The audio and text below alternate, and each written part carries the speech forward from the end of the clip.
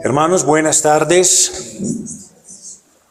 Bueno, continuamos desarrollando este tema de la guerra espiritual. Y volvamos una vez y hagamos un poquito de memoria que esta guerra espiritual surge como resultado de que usted y yo hemos sido bendecidos en Cristo Jesús con toda bendición espiritual. Así que cuando usted y yo hemos sido bendecidos con esas bendiciones que están en Cristo, la persona salvada por Cristo enfrentará oposición. Eso es una realidad. ¿Y por qué? Porque fue trasladada del reino de las tinieblas al reino de la luz. Y sepa una cosa, mi querido hermano, que aunque Cristo venció el pecado en la cruz del Calvario, ese pecado el Señor no lo dejó inactivo. Es decir, todavía le dio vida en esta tierra. Y mientras Él esté activo, Él va a seguir peleando. ¿Por qué? Por su trono, el que un día tuvo en nuestro corazón. Esa es la razón. Así que el apóstol Pablo nos ha dado hasta el momento esa exhortación que prepara a la iglesia para la batalla. ¿Cuál fue esa exhortación? Fortaleceos en el Señor y en el poder de su fuerza.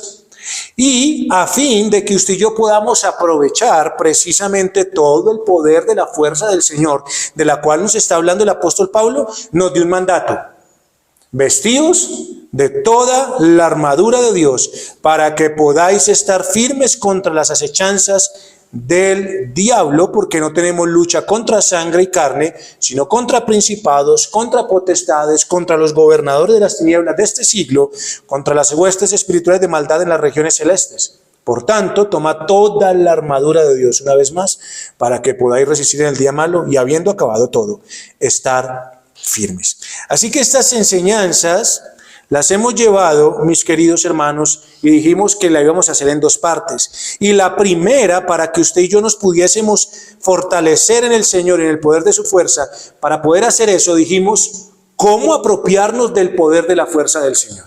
Eso fue lo primero que enseñamos. Ese fue el primer punto que vimos. ¿Y cómo lo hicimos? ¿Cómo? ¿Vistiéndonos de qué? De toda la armadura de Dios. Ahora, en esta tarde, vamos a desarrollar los dos puntos siguientes, que es, si ya nos apropiamos, ¿cómo apropiarnos? Entonces, ¿para qué nos apropiamos de la fuerza del Señor? ¿Para qué nos apropiamos de esa provisión? ¿Y por qué necesitamos ese poder? Así que, ¿para qué apropiarnos de esa fuerza? ¿Y por qué necesitamos ese poder? Así que, hermanos, ¿para qué? ¿Para qué es que nos vamos nosotros a apropiar de ese poder? Vamos a apropiarnos, el mismo texto nos lo dice. ¿Para qué? Vestíos de toda la armadura de Dios, para que podáis estar firmes contra las acechanzas del diablo. Ahí está la respuesta, hermanos, no hay más nada. ¿Para qué nos apropiamos de la fuerza del Señor? ¿Para qué apropiarnos de esa provisión? Para que podamos estar firmes contra las acechanzas del diablo. El mismo apóstol Pablo, en otro lugar, le dice a la iglesia en Roma, en Romanos capítulo 13, versículo 14.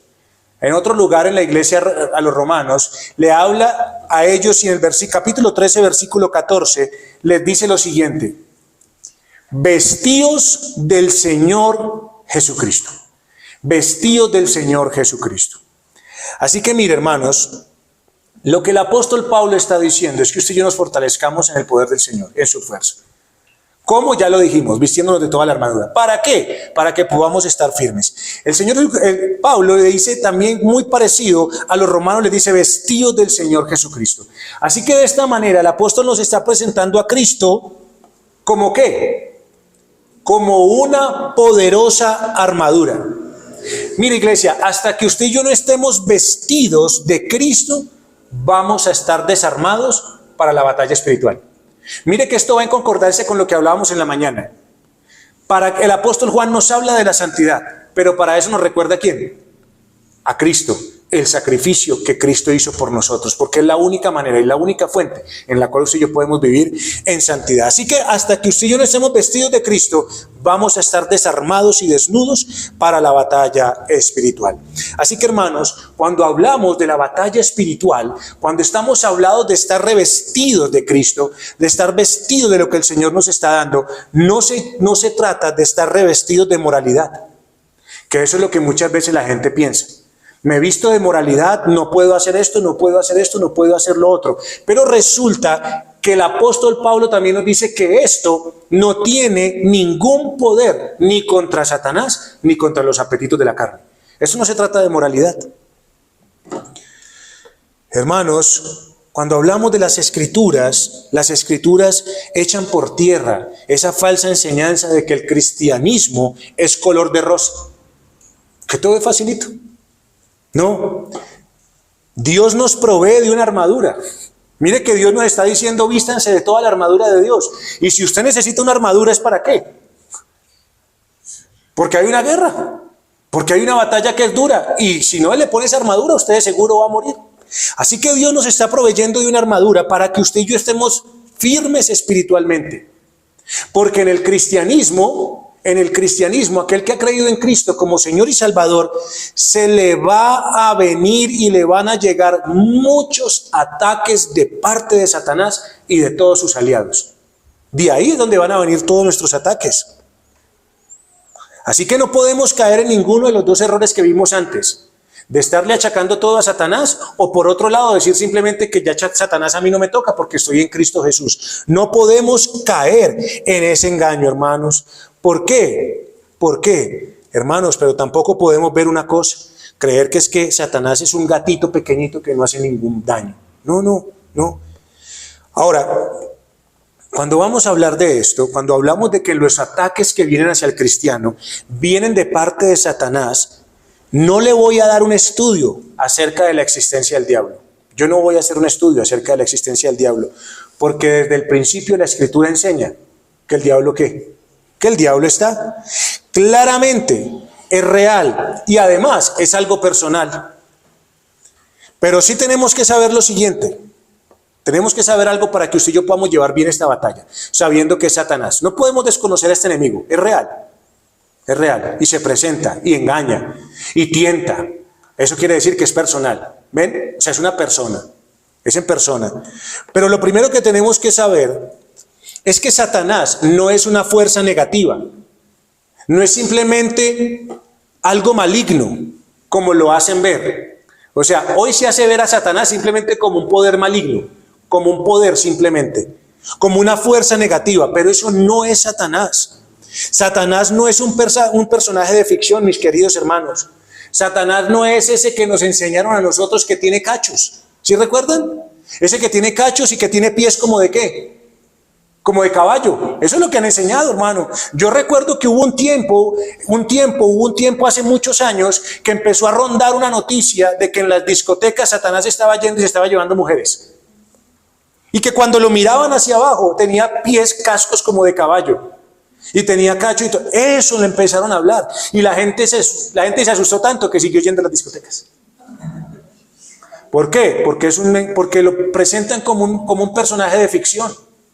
Pero eso no es Satanás. Quiero decirle una cosa. Satanás es un ser y fue un ser principal dentro de los seres creados por Dios.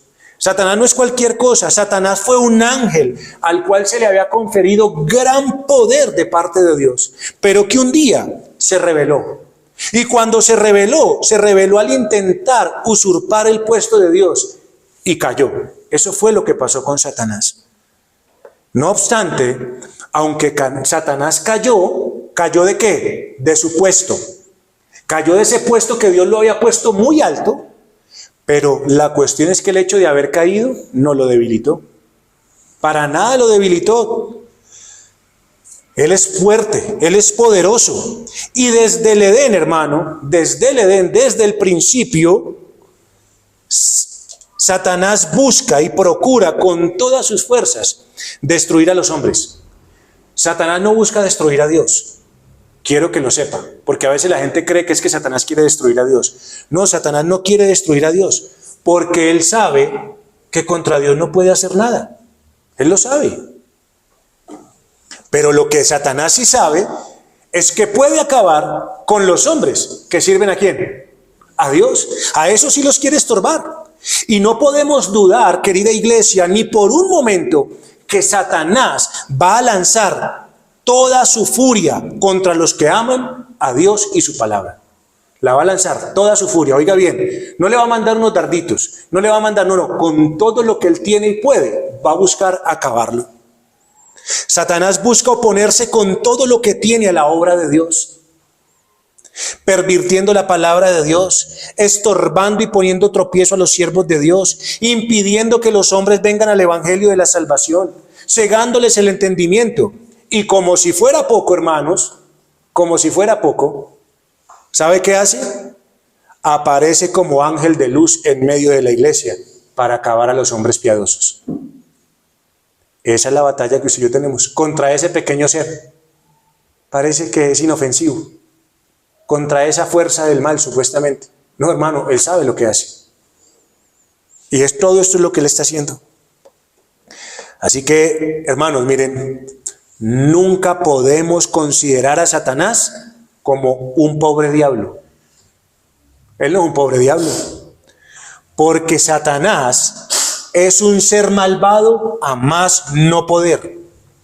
De hecho, mire, si nos pusiéramos a hablar de Satanás, no alcanzaríamos a describir su maldad. ¿Y por qué no la podemos describir? Porque es que él es la fuente de todo mal. Él es la fuente del mal. Él es la fuente del mal. Y lo único que quiere con la iglesia es destruirla. No quiere otra cosa. Satanás no tiene otro pensamiento hacia usted y hacia mí, sino acabarnos, destruirnos, matarnos. Satanás no quiere dejar avanzar la iglesia. Satanás no quiere dejar que la iglesia crezca espiritualmente, porque en el momento en que la iglesia empiece a andar en santidad, se le convierte en un problema. Esa es la situación. Cuando la iglesia empieza a caminar en santidad, para Satanás es un problema. Pero mientras él no la deje crecer, mientras él la estorbe, él está tranquilo, porque la iglesia se vuelve inútil en esta tierra.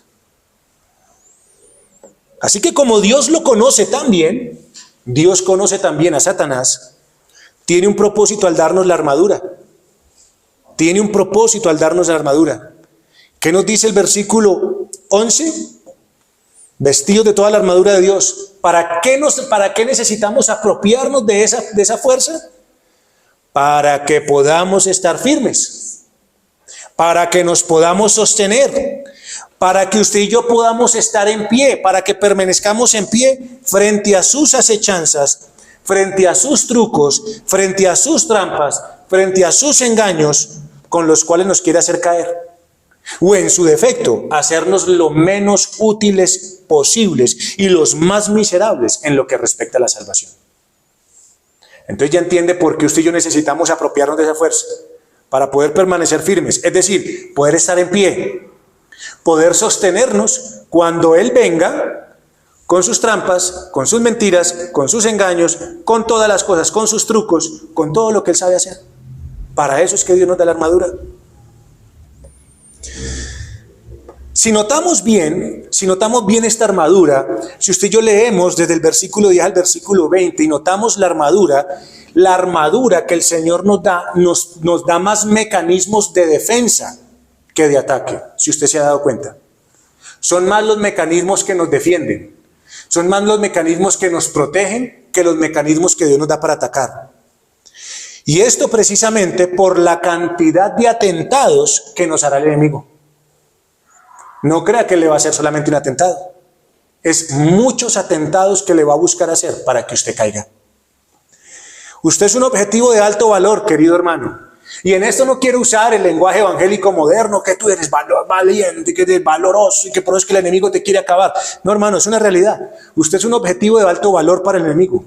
¿Usted sabe por qué un presidente tiene muchos escoltas? ¿Por qué? ¿Por qué un presidente tiene tantos escoltas? Porque tiene muchos ¿qué? Enemigos, porque están muchos peligros. Así de sencillo. Es una persona de alto valor. Por lo tanto, usted y yo tenemos toda esta armadura porque somos un objeto de alto valor para el enemigo. Por eso no la da, porque usted y yo vamos a sufrir muchos ¿qué? Atentados. Vamos a sufrir muchas tentaciones de parte de Satanás, muchos ataques de parte del enemigo. Por eso se nos da la armadura. Entonces, mire, iglesia, yo quiero que tengamos en cuenta lo siguiente. Es importante que tengamos en cuenta esto. Nosotros o nuestro llamado no es a vencer al diablo. Nuestro llamado no es a vencer al diablo. Eso es imposible para nosotros. Y la gente cree que tiene que vencer ¿a quién? La gente cree que tiene que vencer al diablo. Y cuando usted empieza a pelear con él, usted siempre va a perder. Y por eso hace que la lucha se pierda. Y por eso hace que la gente desista. Nuestro llamado no es a vencer al diablo. Ahora, ¿por qué razón? ¿Por qué no estamos llamados a vencer al diablo? Porque el diablo ya fue vencido por Cristo en la cruz del Calvario. Por esa razón. ¿Sí? O sea, el Señor no lo va a llamar a usted a que venza a alguien que solo él podía vencer y que lo venció ya en la cruz del Calvario. Entonces, nosotros no estamos llamados a vencer al diablo porque la lucha se va a perder. Eso es imposible para nosotros. Por eso fue que Cristo tuvo que venir y Cristo ya lo venció en la cruz del Calvario. Así que, ¿cuál es nuestro llamado? Para que empecemos a redireccionar la batalla que tenemos. Nuestro llamado como soldados de Cristo es lo que dice Santiago en el capítulo 4 de su carta, versículo 7. Santiago, capítulo 4, versículo 7. Este es el llamado que nosotros tenemos para la batalla. Nuestro llamado es el siguiente, hermanos queridos. Someteos pues a Dios, resistid al diablo y huirá de vosotros. ¿Dónde dice someteos pues a Dios, venced al diablo y nunca más lo volverá a molestar? ¿Dónde dice eso? No lo dice. Dice resistid al diablo, someteos pues a Dios. ¿Y ve? ¿Qué quiere decir esto? Mire, lo mismo que dice Pablo. Vístanse ¿de qué? De toda la armadura de Dios. Eso es someternos a Dios.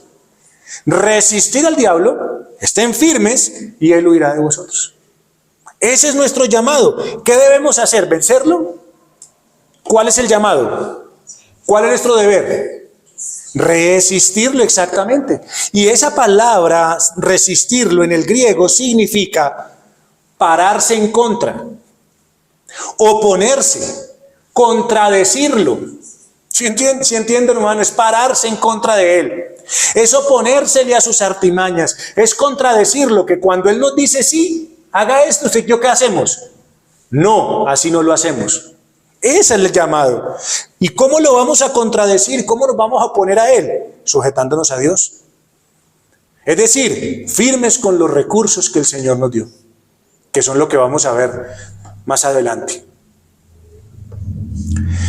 Así que esas batallas, esas guerras que dicen, en el nombre del Señor de los ejércitos, huid. Esa guerra está muy perdida. Si eso es lo que usted hace, hermano, tiene que reevaluarlo y replantearlo. Porque esa guerra de que en el Señor de los ejércitos te ordeno, diablo, huid, eso es un gran desatino. Eso es lo único que hace a la gente perecer, a la gente caer en la batalla, morir en la batalla. Pero eso es lo que se enseña hoy en el lenguaje evangélico, que supuestamente es muy valeroso. Oh, tú qué valiente eres. Dile al enemigo, en el nombre del Señor, huye, y él huirá. No, hermanos, ¿sabe qué manifiesta eso? Ignorancia del cristianismo de hoy. Eso es lo que manifiesta, no es otra cosa. La armadura que el Señor nos da es para guardarnos ¿de qué? De las acechanzas del enemigo. Por eso, ¿para qué nos apropiamos? Para estar firmes. ¿Firmes en qué? En las acechanzas. Acuérdese que son muchos los atentados que el enemigo nos va a hacer. Recuerde eso. Y la palabra griega usada para acechanzas es la palabra metodeia. De ahí, de esa palabra metodeia, se deriva la palabra método. Método que usted y yo escuchamos el día de hoy. Y método es la forma en la cual yo voy a llevar a cabo algo. Las formas en las cuales yo voy a llevar a cabo algo. Y esta palabra entonces significa el modo, la forma de realizar algo. Pero no de cualquier manera, sino de forma organizada y estructurada para lograr un fin. Así que aquí nos está diciendo que usted y yo, ¿para qué nos apropiamos? ¿Para qué es que nos necesitamos apropiar de la fuerza del Señor? ¿Para qué apropiarnos de esa provisión? Para que usted y yo podamos, ¿qué? Resistir, estar firmes, sostenernos, estar en pie contra todos los atentados que Satanás va a hacer contra nosotros y que los va a hacer de manera organizada y estructurada. O sea, ningún atentado que le llegue a usted es así como así. Ay, no, me lo encontré aquí, voy a aprovechar. No, él ya lo tiene bien organizadito, él ya lo tiene bien estructurado. Es decir, que cuando Satanás viene con acechanzas a su vida y a mi vida, él ya ha tenido un conjunto de técnicas que ya ha usado, que ya ha pensado para hacernos caer. Somos usted y yo los que estamos desprevenidos, pero él ya tiene todo listo para que usted y yo caigamos. Entonces, mire, hermano, Satanás no vive improvisando. Como le digo, Satanás no lo vio a usted y dijo, ay, voy a ir a caerle, a ver de pronto si lo hago caer. No, Satanás no improvisa. Esto implica que si Satanás no está improvisando, sino que él usa métodos, esto implica la extraordinaria habilidad y la astucia que tiene Satanás para planear estrategias contra el creyente y contra la iglesia. Tanto así que se viste como ángel de luz. Imagínese usted, lo ha planeado, lo ha revisado y le ha salido. Piensa en lo siguiente, para que usted se dé cuenta de la extraordinaria habilidad que tiene Satanás, la astucia que tiene Satanás para atacarnos a usted y a mí. Satanás fue más listo, oiga bien, más listo, más astuto, no le voy a decir inteligente, más listo y astuto que Adán en su estado original. Dios tenía en el paraíso a Adán vestido con una buena armadura de moralidad y con todo Satanás lo desnudó cuando lo engañó. ¿Cómo lo dejó? Desnudo. Es decir, que cuando Satanás vino con astucia, con técnicas, con métodos ya organizados para acabar con Adán, se metió con su mujer, engañó a su mujer y él sabía que por ese medio iba a ser infalible. Así que, ¿qué hizo? Los desnudó cuando los engañó. Es decir, el pecado, el engaño de Satanás le robó la vestimenta de justicia y los dejó como pobres criaturas débiles. ¿Eso pasó con quién? Con Adán en su estado original, creado en justicia y santidad de la verdad, dice la Escritura. Entonces, si así fue allí, si así fue allá en el Edén, ¿cuánto más peligroso es para nosotros el día de hoy en nuestro estado caído? Piense, mi querido hermano, porque usted y yo cuando caímos perdimos muchas cosas. Perdimos sabiduría, ¿sí o no? Perdimos discernimiento, mientras que Satanás ha ganado experiencia en su astucia. Todos estos años de la caída, desde que caímos en Edén, el hombre ha perdido ¿qué? ¿Se ha vuelto más sabio? ¿Se ha vuelto más inteligente? ¿Se ha vuelto más santo? No, él ha perdido toda sabiduría. Hoy no sabe ni distinguir entre mano izquierda, hoy no sabe si es hombre o si es mujer. Pero Satanás, en todos estos años no ha perdido el tiempo. Satanás ha crecido en astucia para engañar a los hombres. El problema es que hoy no tiene que hacer muy grande, hermano. No tiene que hacer muchos esfuerzos. Mire, Satanás ha visto desde el primer hombre hasta hoy cómo nos movemos. Él conoce cómo nos movemos. Él sabe a qué se inclina el corazón. Él sabe qué gusta, qué no gusta. Él sabe qué se hace, qué no se hace. Así que en sentido figurado, en un sentido ilustrativo, Satanás tiene un manual.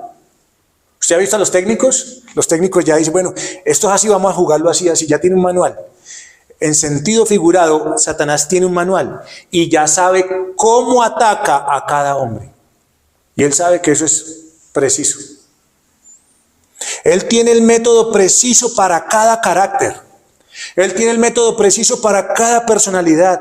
Sabe qué cosas son las que nos atraen a usted y a mí. Sabe cuáles no. Sabe cuáles son las que lo ofenden y cuáles no. Saben cuáles son las que lo encienden y cuáles no. Él lo sabe todo. Él sabe usted dónde cojea. Entonces sabe cómo presentar el cebo y esconder ¿qué? El anzuelo para luego dejarlos sin opción. Entonces miren hermanos, Satanás, cuando hablamos de las... ¿Para qué nos vamos a apropiar de la fuerza del Señor? ¿Para qué? Para poder estar firmes. ¿Frente a qué? A sus acechanzas, a sus engaños, a sus trucos, a sus trampas. ¿Que van a ser cuántos? ¿Le alcanzan con esta mano? ¿Con las de los pies? ¿Con las de la iglesia? No, son muchas las acechanzas. Y ya sabe que él usa métodos y que si engañó a Adán en su estado original, que no podrá hacer con nosotros. Así que aquí hay algo más que es interesante en esa palabra metodeia, en esa palabra método. Y es que esta palabra está compuesta de meta y otra palabra que se llama jodeuo, que es en griego. Pero ¿qué es lo que quiero mostrarle? Quiero decir que esta palabra meta significa algo que está próximo, o sea, algo que acompaña, algo que está ahí al lado. Y la otra palabra significa viajar. Es decir, Satanás tiene la habilidad para hacer que dos cosas vayan a la par. Dos cosas muy próximas, una a la otra. Y entonces, hermanos, cosas que son buenas y malas y las lleva así, vean, junticas. Junticas. Hermano, Satanás nunca se le presenta a usted diciéndole, mate, robe, ¿o sí? Él le muestra cosas que van muy a la par, ahí.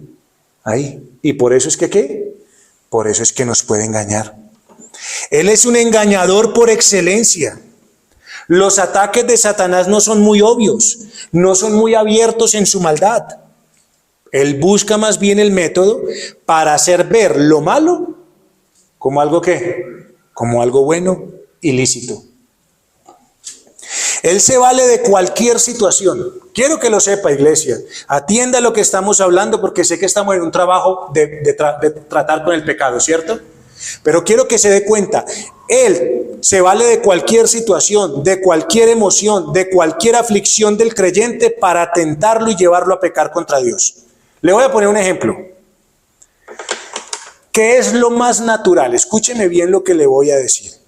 ¿Qué es lo más natural en una situación de aflicción? Donde las personas se vuelven más sensibles. ¿Qué es lo más natural en un tiempo de aflicción? Donde usted está pasando por situación bien difícil, hermano. ¿Qué es lo que pasa? Ahí la persona se vuelve más sensible. ¿Es así o no es así? La cuestión es, no necesariamente para el bien. No necesariamente la persona se hace más sensible a la mansedumbre. ¿O sí? A la humildad, a dejarse enseñar, a dejarse ayudar. No, ¿a qué se vuelve más sensible? A la alteración, ¿cierto? A que se compadezcan de mí, a una compasión pecaminosa, a que esté pensando más allá de él de lo que debe pensar y entonces empieza a decir, pero es que esto solamente me pasa a mí, porque nadie me comprende, porque estas cosas a mí. Y entonces estas personas, en lugar de hacerse más humildes y más mansas, se convierten en personas más que propensas a enojarse. ¿Ven cómo Satanás usa todas las cosas? ¿Una aflicción es válida? ¿Una aflicción es lícita? Sí, hermano, estamos llamados a sufrir por Cristo. La cuestión es que él dice, no, ya he soportado mucho. Y entonces lo pone en una situación, no de ser manso y humilde, sino de ser una persona maliciosa y que se enoja y que grita y que hace todas las cosas. ¿Ven, hermano, cómo es Satanás? ¿Ven la tarea que tenemos tan grande? Por eso es que usted y yo estamos llamados a ¿qué? A apropiarnos. ¿Para qué? Para que podamos estar firmes frente a ¿qué? Frente a esto que pasa. Uno de los grandes triunfos que Satanás ha conseguido en la iglesia de hoy es que se ha escondido detrás de verdades bíblicas. Por ejemplo, términos tan sencillos como estos: libertad cristiana. Libertad cristiana. ¿Cuántas cosas perversas, inmorales, irresponsables está haciendo hoy la iglesia porque tiene libertad cristiana? Ha introducido la psicología. No más. Se introdujo la psicología porque hay libertad cristiana. Se introdujeron filosofías y prácticas mundanas que en lugar de causar vergüenza son motivo de vanagloria para la gente. Hay muchos que hoy, de buena gana, quiero que lo sepa, iglesia, por este engaño de Satanás, porque no se han vestido como deben vestirse, porque no hemos prestado atención al Señor, de buena gana aceptan engaños diabólicos como el movimiento de liberación femenina. Ay, mis queridos hermanos, ¿usted está de acuerdo con el feminismo? No. ¿Quién manda en la casa? La mujer. ¿Usted está de acuerdo con el feminismo? No. Pero tienen a una mujer que enseña a las otras en la iglesia. ¿Usted está de acuerdo con el feminismo? No. Pero resulta que hay conferencia de mujeres y la preside una mujer. ¿Cómo estamos? ¿Cómo está? ¿Aceptando qué? El feminismo. Ahí está, hermanos queridos. Entonces, hoy estos engaños han negado el orden de Dios, por ejemplo, para la familia. El hecho de no tener en cuenta lo que se tiene que tener en cuenta, Satanás ha engañado de tal manera a la iglesia de que hoy el orden de la familia ya se desintegró. Y entonces el hombre no hace lo que tiene que hacer, la mujer no hace lo que tiene que hacer. No, es que hay libertad cristiana. Y la filosofía es que tanto mi esposo como yo trabajemos. Busquemos el éxito, busquemos cosas que... Ahí está, hermanos. La gente hoy en medio de las iglesias está aceptando la nueva moralidad promovida por el sistema. Eso es.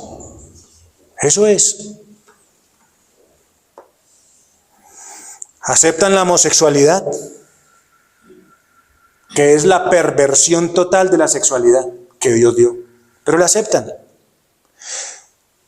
Ay, mis amados, la proliferación de la teología liberal y de la doctrina de demonios, que de hecho hoy el hermano leyó en Crónicas, si lo recuerdan, está definiendo nuestra época. Este tiempo de hoy se está definiendo como en ningún otro tiempo de la iglesia. La filosofía, la psicología y el sistema está definiendo lo que la iglesia es el día de hoy, como nunca había pasado en la historia de la iglesia. Eso es lo que hoy está reinando. Por eso es que si ven que el diablo está como león rugente, mirando ¿a quién? ¿A quién devorar? Por tanto, él decide cuándo y cómo tentar al soldado de Cristo. ¿Recuerdan que aquí estuvimos viendo el libro de Remedios Preciosos? ¿Contra qué? Contra las artimañas de Satanás. Él da muchos argumentos. Este hombre se dedicó a eso, a conocerlos. Y da muchos argumentos de cómo el diablo trabaja. ¿Qué nos decía? Que presentaba el pecado como ¿qué? Como un dulce amigo. ¿Sí recuerdan? Pero termina siendo un dulce muy ¿qué? Muy amargo. Exactamente. Dice el hermano que él disfraza el pecado de virtud. ¿Sí recuerdan? La gente tacaña, que dice, no, yo soy muy buena administradora. La gente orgullosa, que busca ser, por ejemplo, que se busca ser muy limpia, pero es orgullosa, que simplemente quiere mostrar tantas cosas, hermano. Él hace ver al padre alcahuete idólatra como un buen padre. Y eso es lo que está aceptando hoy la iglesia. Eso es lo que está aceptando hoy la iglesia. El hermano dice que Satanás le quita importancia al pecado. Dice que le distorsiona la imagen de Dios ante el alma para que sea visto como únicamente, ¿recuerdan? Misericordioso. O sea, Dios es misericordioso solamente. Y Dios no tiene nada más. El hermano dice que engaña al alma mostrando los pecados de los mejores hombres. ¿Sí recuerdan? Y persuade a que el arrepentimiento es muy fácil. Esos son los engaños de Satanás. Esas son las tentaciones y las acechanzas que él nos pone a usted y a mí todos los días, hermano. La cuestión es, ¿cuántas veces le sirve? ¿Cuántas veces le sirven estos engaños? Dice que hace que los santos se comparen a sí mismos y sus costumbres con los que parecen peores que ellos. Y eso les da excusa ¿para qué? Para pecar, porque son mejores que los otros, que son más malos. Así que la maldad del diablo está en la capacidad que tiene de engañar, no de asustar. ¿Ve? Es que el problema es que a nosotros nos enseñaron desde niños que, cuidado con quién. Aquí dicen cuco, nosotros decimos coco. Así, cuidado con el coco. Y uno, no, el diablo no es malo por la capacidad que tenga de asustar. El diablo es malo por la capacidad que tiene de engañar y de esa arrastrar a la gente al infierno. Eso es lo malo del diablo. La maldad del diablo está en la eficacia y la letalidad que tiene de manera sutil de atrapar aún al más entendido en el engaño, hermanos queridos. Y desafortunadamente nos dimos cuenta hace poco de lo que ocurrió con este señor, con este hombre de tanto tiempo en el evangelio y cómo cayó. Hermano, mire, yo quiero decir una cosa. Si usted me pone a escoger a mí en que entre el diablo asuste y engañe, yo preferiría que me asuste. Porque si el diablo simplemente asustara, nos pondría a correr. Nos pondría a correr. Y tal vez lo que nos produciría es un ataque cardíaco del susto que nos da. Pero si logra engañarnos y mantenernos engañados, tal vez usted y yo cuando muramos despertemos en el infierno por toda la eternidad. Por eso es que es mejor que nos asuste. Porque si usted y yo vamos a pecar y él hace corre uno del pecado. Pero si él le dice, no, esto es bueno, usted lo codicia, le parece agradable. ¿Y qué hace? Come de él. ¿Y eso da luz a qué? A la muerte. Caer en un engaño de Satanás no es simplemente como caer, como rasparse, como levantarse y seguir adelante. No, mi querido hermano. Eso no es como cuando usted de pronto se cae de la bicicleta o se cae caminando, que se raspó y se levantó y de pronto siguió caminando, ¿cierto? De pronto con algún dolorcito. No, caer en un engaño de Satanás puede llegar a traer consecuencias que tengamos que arrastrar hasta el día en que usted y yo muramos. Que usted tenga que llorar por eso todas las veces que se acuerde y que cause dolor mientras estemos en esta tierra. Piensa en David. ¿Usted cree que David vivía muy feliz de todas las cosas que tenía que acordarse? Perdió casi a todos sus hijos, hermano, por ser un alcahuete. ¿Ve? No subestimemos el poder del engaño de Satanás. Porque mire lo que dice Apocalipsis capítulo 12, versículo 9. Apocalipsis 12, 9. ¿Qué nos dice Apocalipsis 12, 9? No subestimemos, hermano, el engaño de Satanás. Porque Apocalipsis 12, 9 dice lo siguiente. La serpiente antigua, que se llama Diablo y Satanás, el cual engaña al mundo entero. ¿Engaña a quién? Al mundo entero. Entonces, con esto que les acabo de decir, nos deja ver algo muy importante. Y por eso es que usted y yo necesitamos vestirnos de la armadura que Dios nos da. Mire, enfrentemos la lucha entendiendo esto que el Señor nos está diciendo. Porque la capacidad que tiene Satanás es la capacidad más grande que pueda llegar a tener un ser de engañar. Y la capacidad que tiene la capacidad que tiene Satanás de engañar es mucho más grande que la capacidad que usted y yo tenemos de discernir. ¿Es así o no es así? Por eso tenemos que apropiarnos de la fuerza del Señor, porque solo con ella vamos a poder permanecer firmes. Así que, hermano cristiano, tenga cuidado de no confiar en la armadura de Dios, sino en el Dios de la armadura. Es en el Dios de la armadura.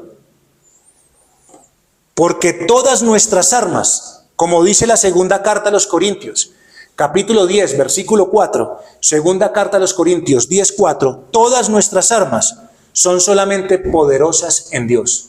Es en el poder de su fuerza, no el de nosotros.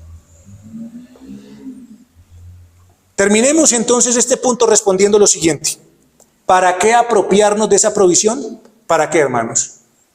¿Para qué necesitamos apropiarnos de la provisión que el Señor nos da? Para que podamos estar firmes contra las acechanzas del diablo. Ya entendemos un poquito esto, ¿no? Necesitamos estar firmes.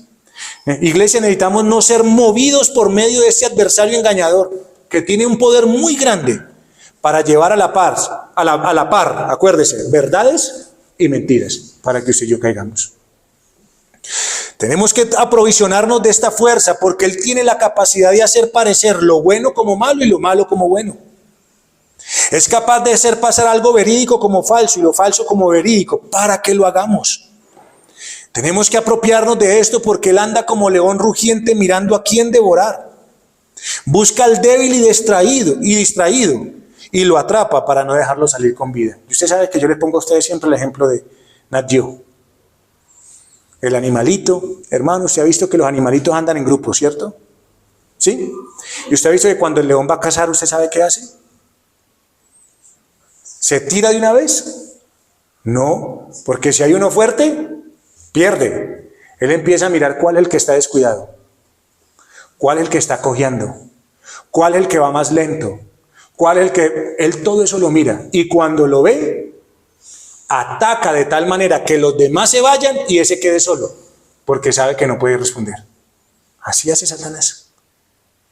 Tengamos cuidado, Él nos mira. Lady está cojeando en esto, Pilar en esto, Edwin en esto. Vamos a mirar cómo los apartamos a los demás y lo cogemos y vean. Por eso necesitamos apropiarnos. ¿Para qué? Para estar firme frente a esto. Mire, iglesia, quiero que sepa, Satanás es el mayor espía del mundo. O sea, Satanás conoce, él investiga sus tendencias, él investiga cuáles son sus pensamientos. ¿Los conoce? No, no los puede leer. Pero como usted muchas veces los manifiesta, entonces él los conoce. Él investiga cuáles son sus sentimientos, cuáles son sus planes, y él siempre va a obrar en consecuencia de esto. Él siempre va a obrar porque él ve hacia dónde van sus gustos. Él ve cómo es que está usando el tiempo y entonces siempre va a poner trampas para atraparnos en el pecado. Eso es lo que está haciendo. ¿Usted cree que él no ve lo que usted hace todo el día? Él lo ve.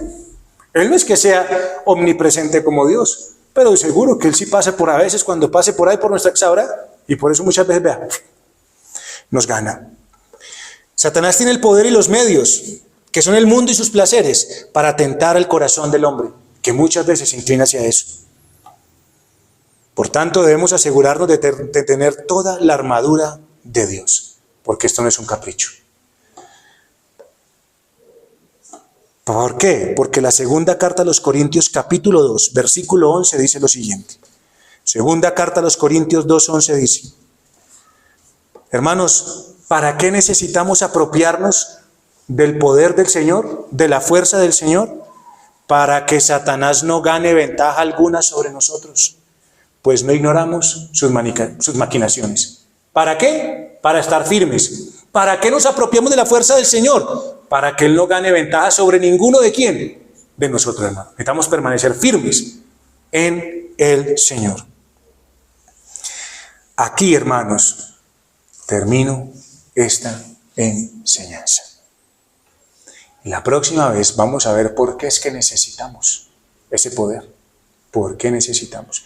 Así que ya sabemos cómo apropiarnos. ¿Vistiéndonos de qué? De toda la armadura de Dios. De lo que Él nos dice. ¿Para qué? Para que podamos estar firmes contra las acechanzas, que son muchas. Para que Él no gane ventaja sobre ninguno de quién. De nosotros. Porque si gana ventaja, amigo, vea. Por eso necesitamos apropiarnos de esa fuerza. Amén. Oremos al Señor.